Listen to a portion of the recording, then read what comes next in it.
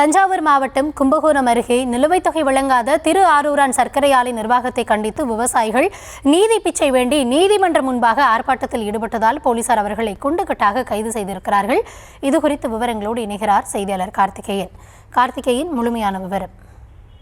வணக்கம் கௌதமி.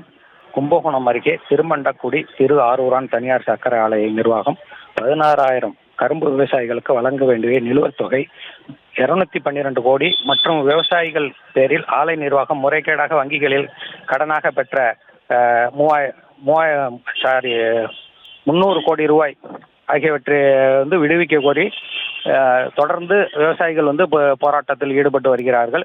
இன்று அதோடைய 1000வது நாள் என்று அவர்களுடைய போராட்டம் தொடங்கி 1000வது நாள் ஆகியிருக்கிறது. இவர்கள் அரசியல்வாதிகள் மற்றும் அரசு அதிகாரிகளை யாரும் தங்களுக்கு உதவி செய்யாத நிலையில் நீதிமன்ற நீதியரசர்கள் தங்களுக்கு நீதி வழங்க வேண்டும் என்று நீதி பிச்சை கேட்டு விவசாயிகள் கைகளில் துண்டு ஏந்தி வாய்களில் துணிகளை கட்டி கொண்டு மாஸ்க் அணிந்து கொண்டு நீதி பிச்சை வேண்டும் என்று நீதிமன்ற வளாகத்தில் நுழைய முயன்றனர். அவர்களுக்கு அனுமதி இல்லை என்று போலீசார் அவர்கள் தடுத்து நிறுத்தியதால் இவர்களுக்குள் வாக்குவாதம் ஏற்பட்டு தள்ளுமுள்ளு ஏற்பட்டது.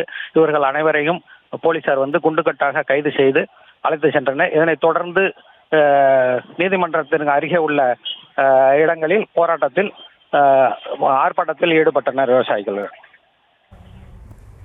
விவரங்களுக்கு நன்றி கார்த்திகேயன்.